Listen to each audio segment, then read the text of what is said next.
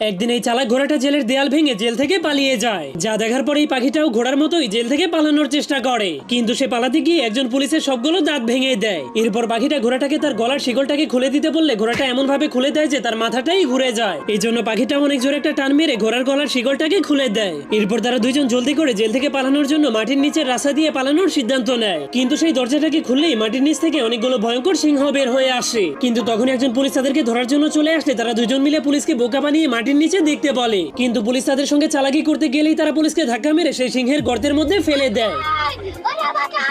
এরপর ঘোড়াটা দেয়ালের উপর দিয়ে পালানোর জন্য রশি পেয়ে উপরে উঠতে শুরু করে দেয়। কিন্তু সেটা একটা ঘন্টার রশি হওয়ার কারণে পুলিশেরা ঘন্টার শব্দ শুনে আবারও তাদেরকে ধরার জন্য চলে আসে। এরপর ঘোড়াটা ঘন্টাটাকে পিছনে ফেলে দিলেই ঘন্টাটা পুলিশের গায়ের উপরে গিয়ে পড়ে যায়। এই জন্য পুলিশ সোজা গিয়ে পানির মধ্যে পড়ে যায়।